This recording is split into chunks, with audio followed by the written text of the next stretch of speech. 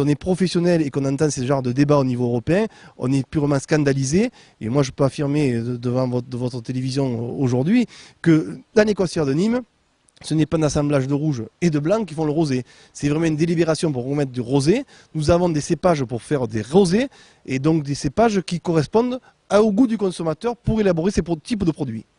Avec en 2008 autant de vins produits que ce qui en a été commercialisé, soit 207 000 hectolitres, les vins des costières de Nîmes se vendent bien. 46% de la production est vendue par les producteurs sans transiter par le négoce et 28% est exporté.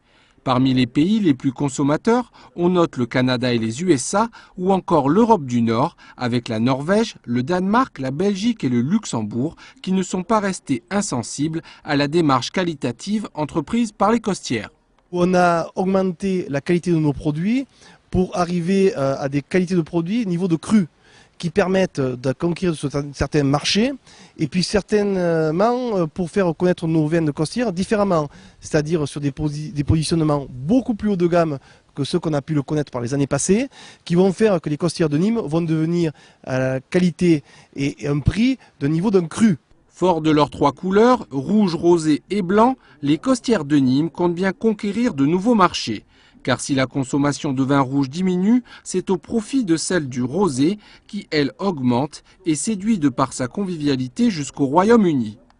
Alors, je dirais premièrement, c'est une mode. 2, la technique du rosé en costière de Nîmes s'expérimente depuis un certain nombre d'années et nous avons une volonté de développer cette production-là parce que les marchés se développent sur le marché rosé. Il faut savoir aujourd'hui que la consommation sur le marché du rouge est en baisse alors que la production et la consommation sur le marché du rosé est en hausse.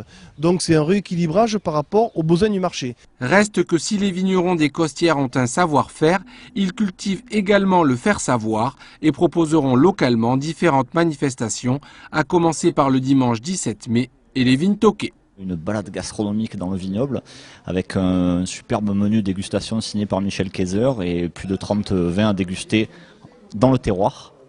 Et puis pendant les jeudis de Nîmes, avec le soutien de Nîmes Métropole, les jeudis vins, des bars à vin qu'on va faire tous les jeudis de Nîmes, les 9 jeudis de juillet et août, et où les gens pourront découvrir avec les vignerons les vins de notre région.